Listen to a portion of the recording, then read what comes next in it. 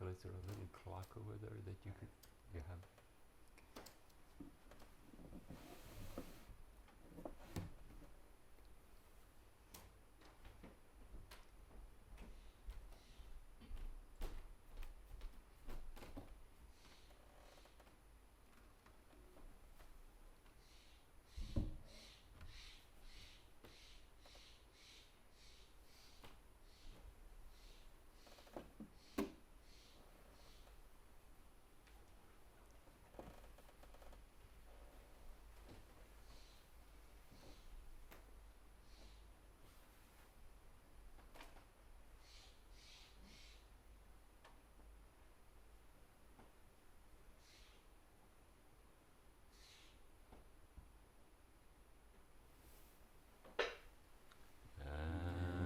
Unsurpassed, penetrating and perfect Dharma is rarely met with, even in 100,000 million kalpas.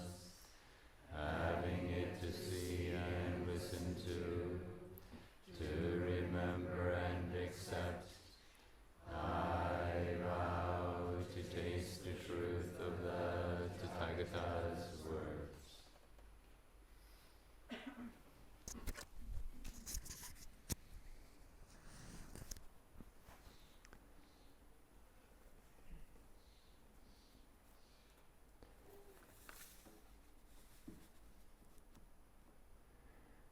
Good evening. Can you hear in the far corners? Okay? Okay over there? Yeah?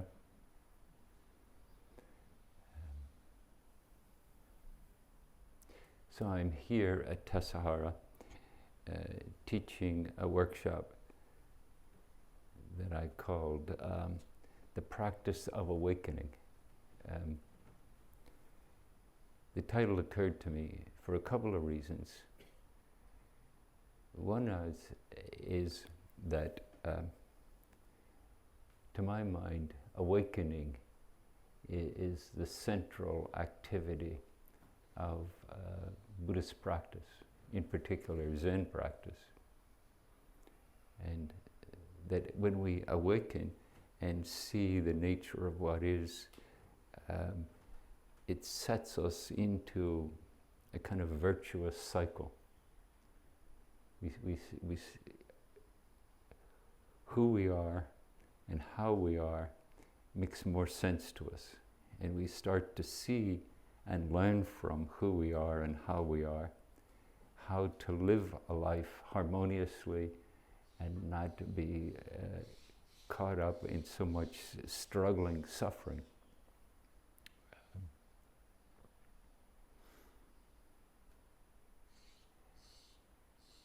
And then the other motivation was, two other motivations. One was,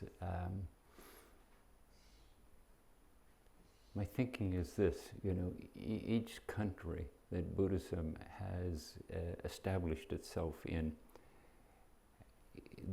that establishing in the country embraced the mores of the time and the place. I remember being in India about 10 years ago and noticing the difference. There's a lot of poverty in India, and noticing the difference between those who were destitute and through just the many causes and conditions didn't have a place to live. And the contrast between them and the mendicants who were on a spiritual quest. And that struck me as, that was a common event in the time of Shakyamuni. Maybe there are mendicants roaming through the streets of San Francisco. They're a little hard to recognize now. And then similarly in China, Buddhism adapted itself to Confucianism and Taoism.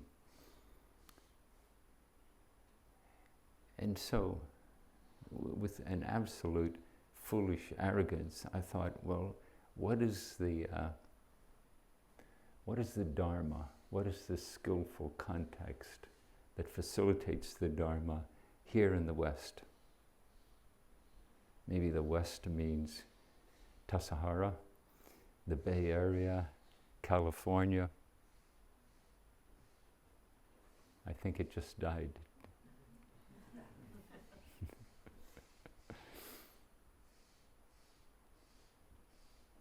Should I talk? I'm back again? Yeah, okay.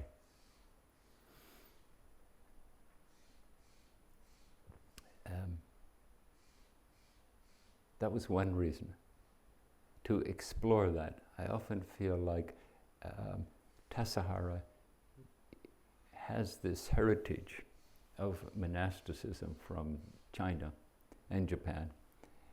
It's probably 1,000+ years old. As Michael was echoing the Han, I was thinking, oh, maybe that's been the tradition for the last 1,000 years. And so how do we revere that tradition? There's a wonderful saying that I like. It's revere the flame, not the ashes.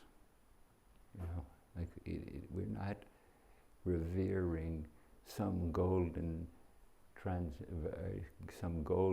fable about how wonderful things were in the past. But something comes out of that we've inherited, a kind of aliveness that we can use to engage the human condition. You know, in some ways, the very teachings of Shakyamuni 2,500 years ago are still completely relevant in today's time. So that's the first reason. And then the second reason was it was a wonderful opportunity to teach with the Jonah, who his day job is a professor at Stanford, but his spiritual quest has been a steady influence on his life. And some of his teachers outside the Buddhist world are Angelis Arian, Michael Meade, David White.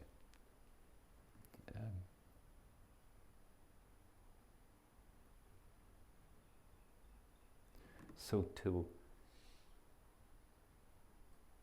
enter into an environment where people expect us to know what we're going to say and do, and then to discover how to be appropriate in that context. And as I say, I think it's one very small contribution to discovering what the Dharma is in the West, what Zen practice is in the West.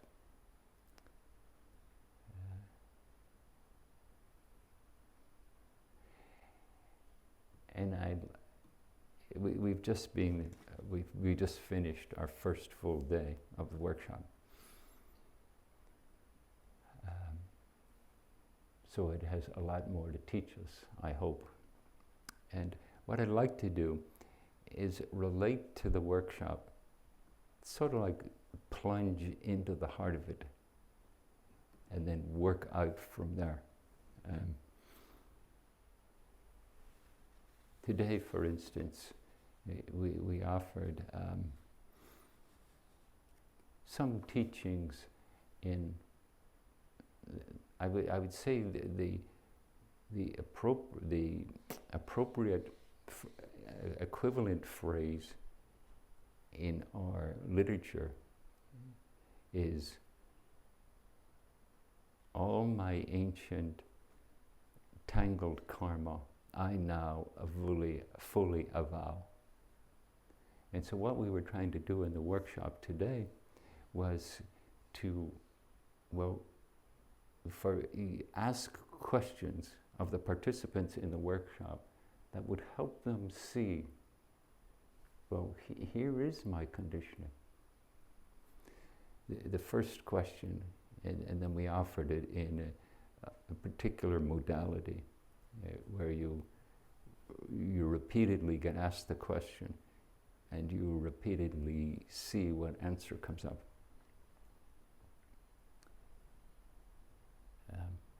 And the first question was, what do you want? You know? If we look at the Four Noble Truths, in many ways the foundation of early Buddhism, what do you want has a resonance with the nature of how we get ourselves into difficulty, how we lose our harmony with being.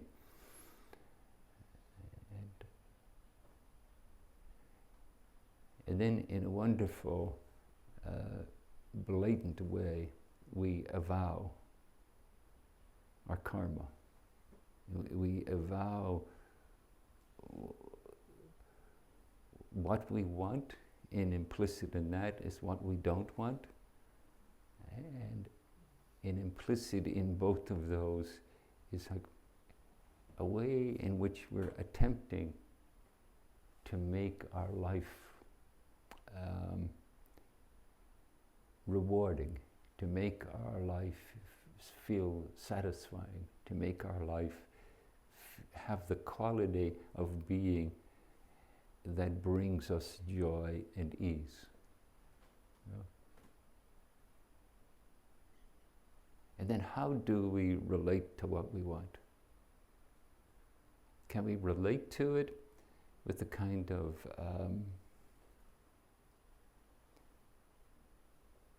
foolishness, knowing that,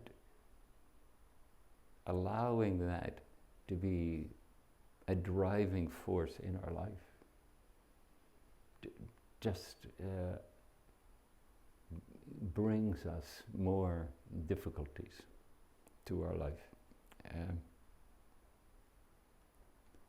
And yet when we can see how the formulations of our own being in terms of what we want, we can start to be educated by them. Like sometimes underneath, when we explore underneath what we want, we see the more superficial wanting. It's often the kind of wanting we energize.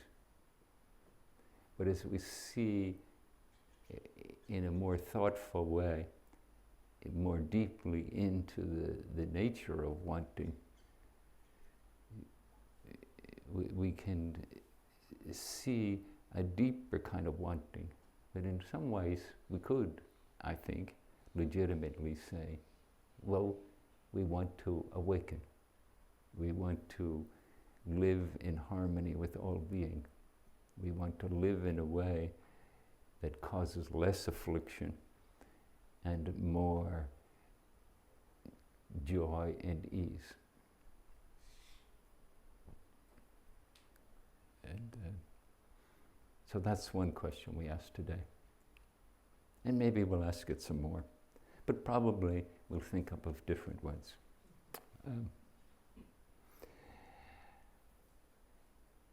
And then the other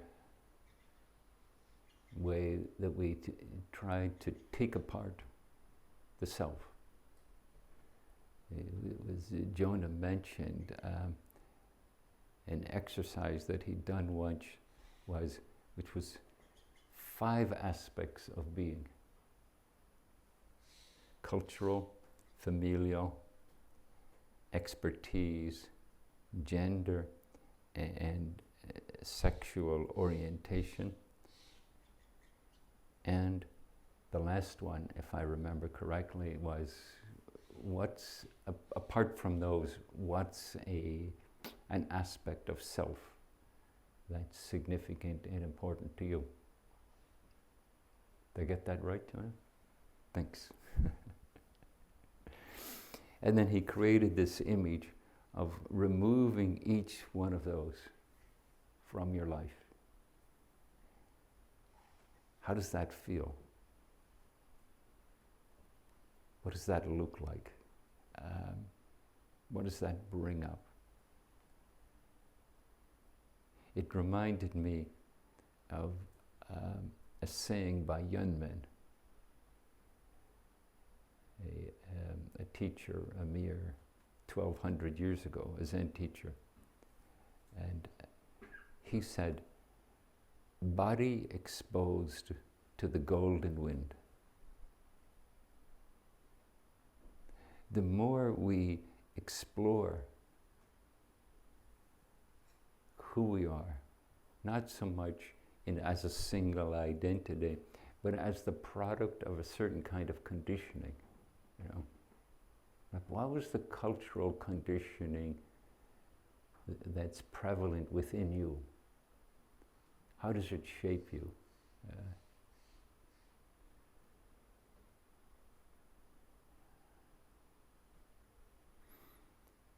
And then familial, what came from your family heritage? Your ethnicity, your indigenous religion. So each of these offering something.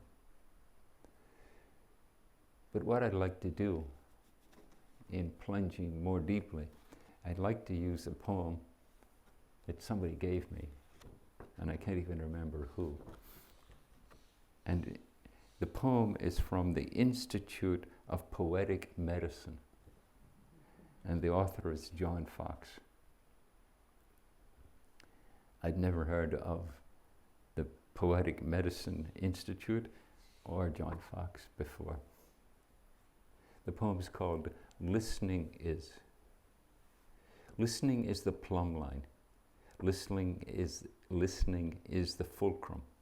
Listening is the hinge. Listening is the plumb line with which I build the home.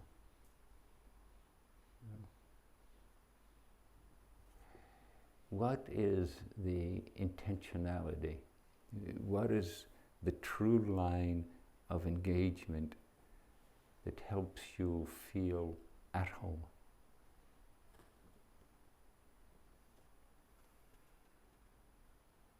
You know, there's an old saying that says, wherever you are, there you are. Can you feel at home wherever you are? What is that plumb line? What is that true line? You use a plumb line to get the exact vertical, so that when you're building,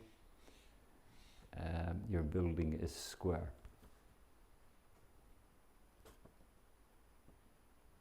What is the true line of practice?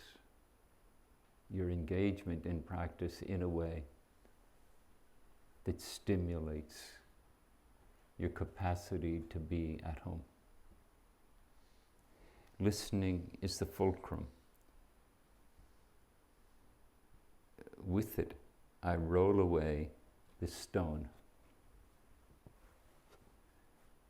What helps you? What kind of intentionality helps you relate to your conditioning in a way that it can move? That rather than it being a solid mass to which you're always compliant, that it can, how do you leverage it in a way that it can shift?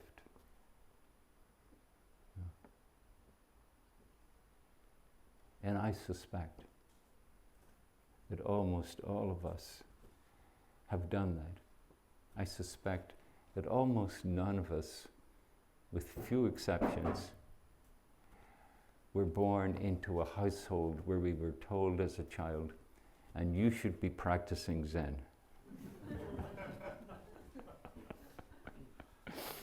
You should be down at that Zen center.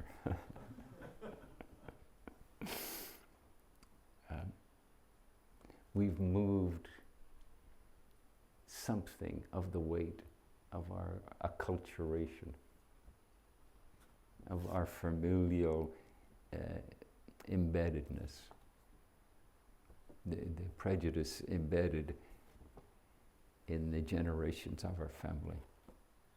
We've learned how to move them. The third listening is the hinge. With it, I open up again. What in you facilitates opening?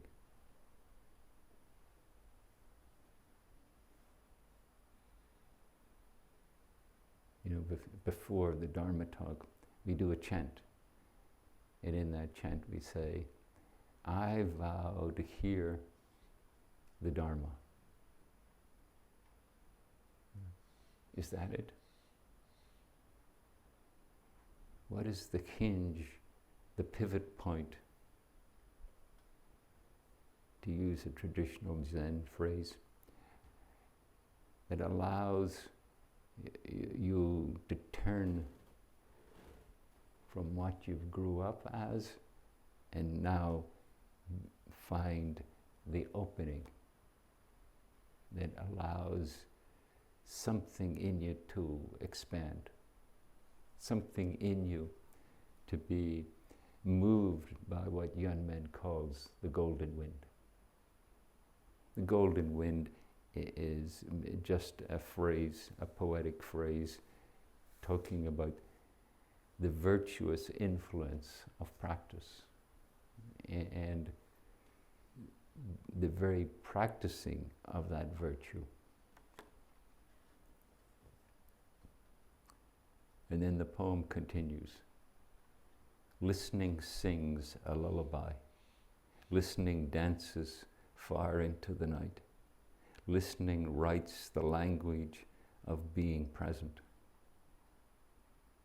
Listening sings a lullaby. With it, I soothe my heart.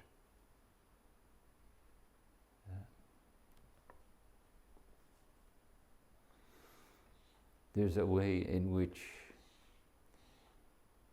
our struggling becomes a deep part of us.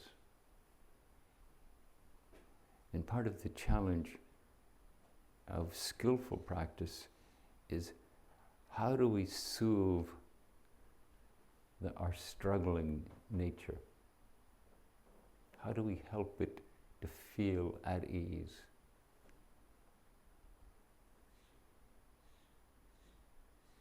What is the lullaby of allowing the body and the breath and the mind and the disposition of heart? What is the lullaby that allows them all to find their ease? No? Is it patience? No. So within the poem, the poet is shaping the questions. He's shaping and offering images that hopefully, as in the Poetic Institute, that they will be medicine. You know? How do we enable that for ourselves? You know, it's so easy to think of practice as something we should do. Or maybe we even have a relationship to practice where we think, well, I meditate every morning. And somehow that will ensure us of enlightenment or awakening. But actually, the subtle workings of the self are what appear when we practice awareness, what we appear when we sit in uprightness and bear witness to what's happening in the moment. How do we greet that?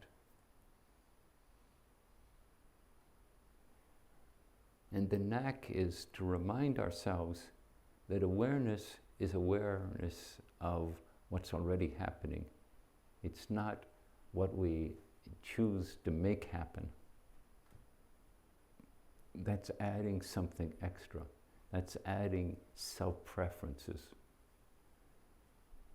And so bearing witness, listening, being aware of what's happening in the moment is the golden wind of practice.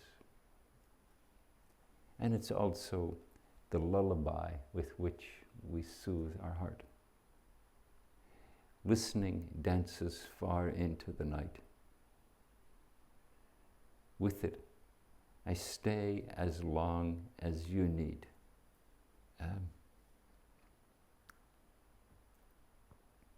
We can be overoccupied by the nature of ourself. And sometimes we need to engage someone else's needs, maybe everyone else's needs. That shift of engagement can let us see a broader spectrum of light, a broader spectrum of what happens in the human condition than just our own limited version of it.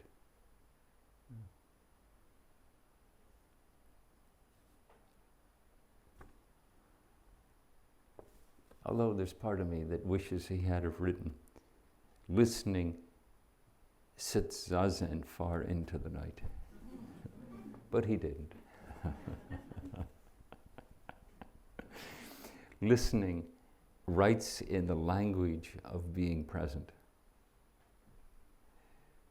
With it, you know I am here.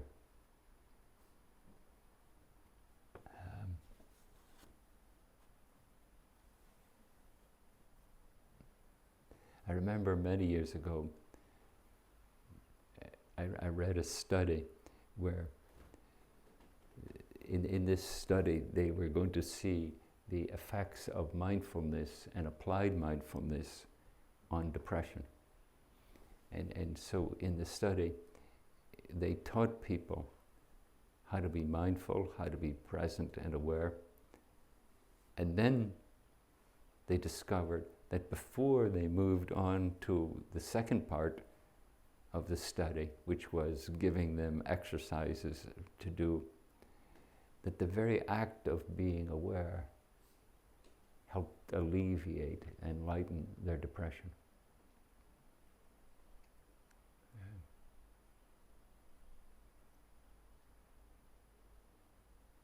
Listening writes in the language of being present and teaches in the language of being present. And the learning happens.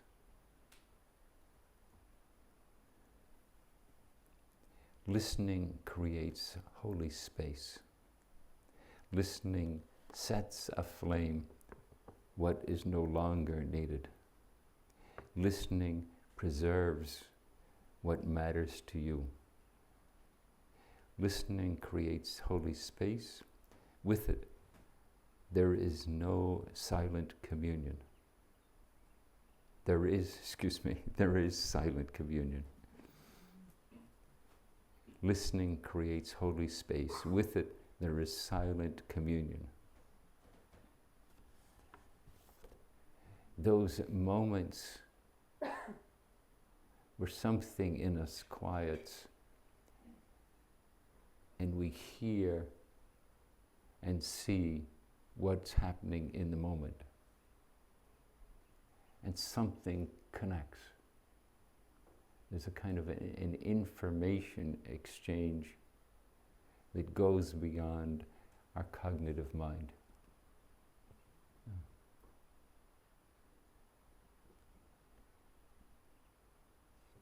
And I think it's interesting as this poem develops that in the third verse it gets to that holy space. Because I think sometimes we're eager to get beyond the karmic self, and we set it up as the goal. We set it up as the priority. And of course, just as Dogen says, that very process of setting silence, stillness, presence as the goal,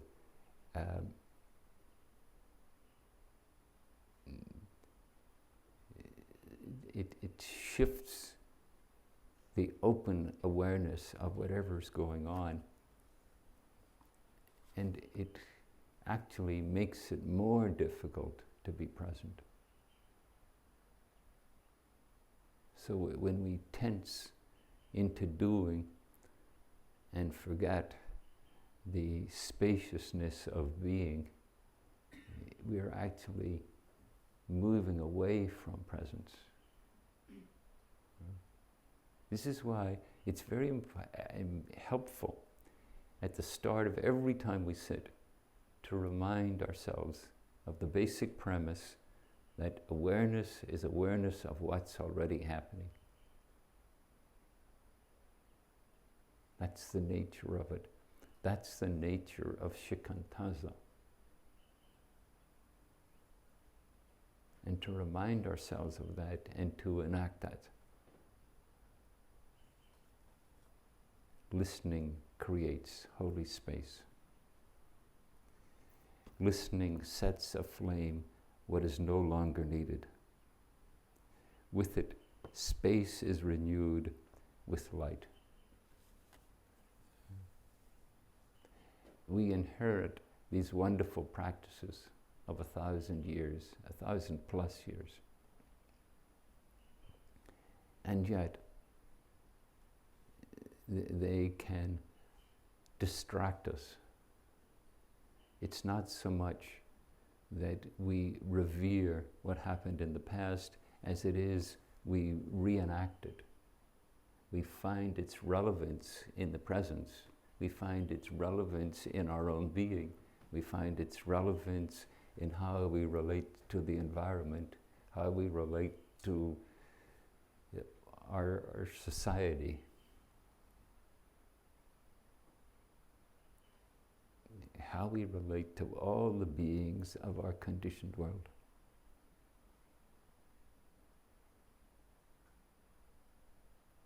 So listening deeply, discerning deeply, helps us to not get caught up in trivialities, but to sort of see what's no longer needed. And then the next line says, listening preserves what matters to you, what matters to life in this codependent world. Listening preserves what matters. With it, respect takes root and flourishes.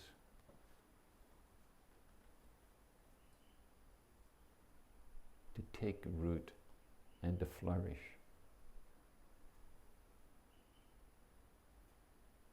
That we touch something deep in ourselves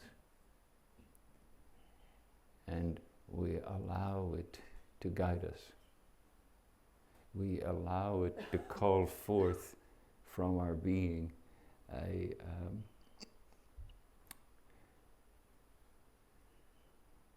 and nourishing way of being in the world, so that we nourish our own being and we nourish all being.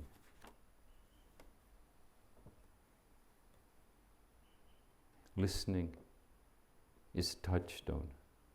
Listening is a heartbeat. Listening is a pathway. Listening is a touchstone. With it, I remember. It's very helpful when you're meditating to have a touchstone, to have a way that when your mind gets caught up in thinking about something, that there's a way in which you can return to now. Whether it's holding still and noticing, are you in the midst of an inhale or an exhale? Whether it's noticing what's happening in your mind or your state of mind, whether it's noticing how is what you were just caught up in, how has it changed your posture or shifted how you're relating to your body. All these details act like a touchstone to bring us back, to make us available for just being present.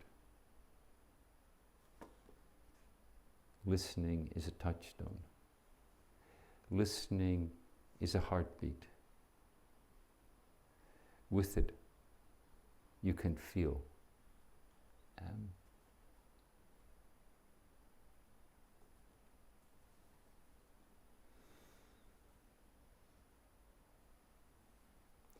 There's something in the body that knew that the first thing it did when it was born was to breathe. Makes me think of the other poem, which I don't think I'm going to get to, but maybe I'll just read it.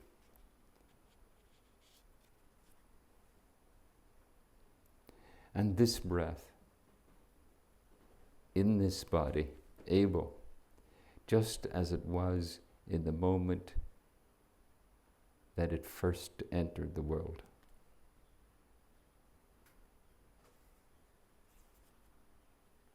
Further on in the poem, he calls it that first impossible breath that's made with a cry.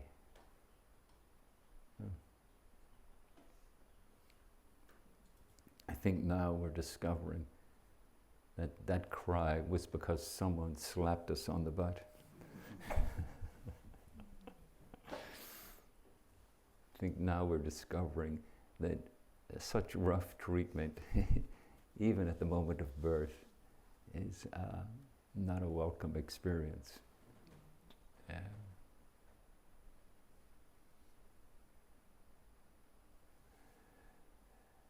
That capacity to breathe, the capacity within our physical being to let something soften and open, to allow the embodied tension of our response to being alive, to allow it to release and find an ease.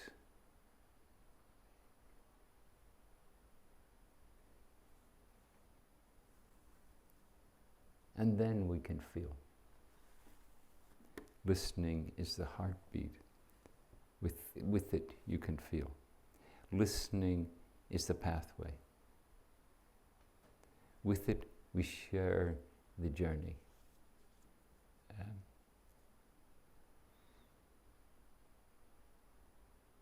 When we practice with awareness, when we practice with intentionality,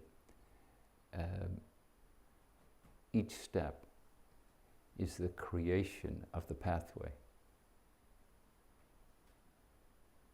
It's not simply mimicking the path someone else took.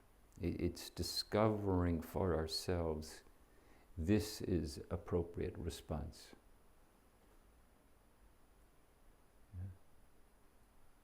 And when something in us is aligned, something in us finds that true plumb line, something in us finds that true touchstone, all of them, each in their own way, they guide us on the path. And then, even though this is the path that's appearing in each one of our lives as the appropriate response, it carries with it the heritage of the great sages.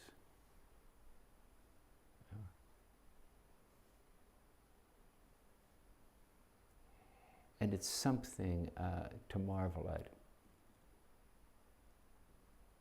In all these different cultures, in all these different times, that we're influencing individuals.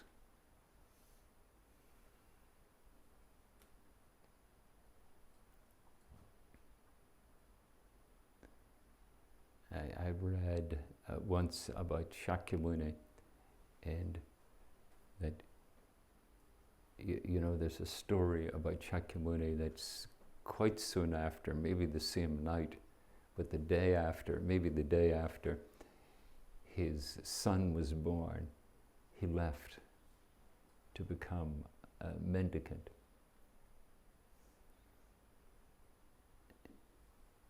The article I read was saying, well, he had fulfilled his obligation to family, you know,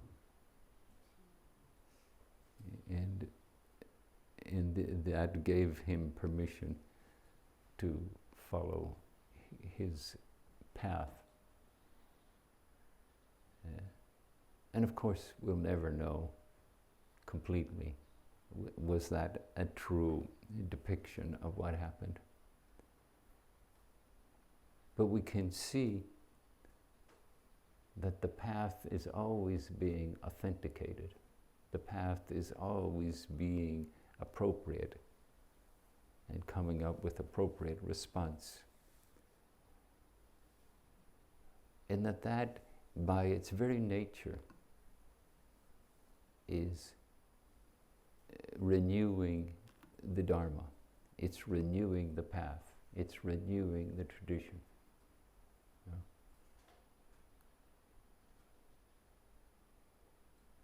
And so we do a funny thing.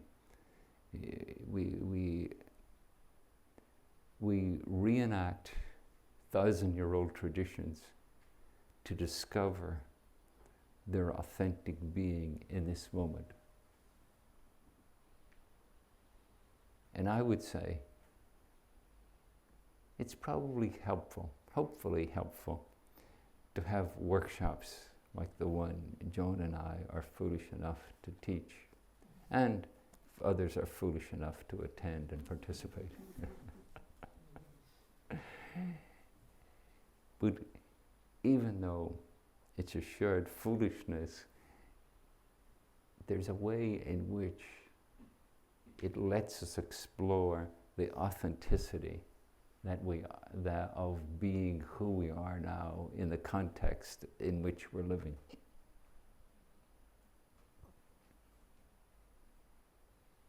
In the exercise that Jonah did of removing those 5 layers, then he said, and then put them all back.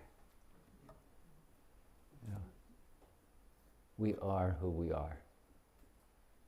We're not trying to annihilate our being. We're simply trying to wake up in the midst of it. Thank you. May our intention equally extend to every being and place, with the true merit of Buddha's way. Beings are numberless,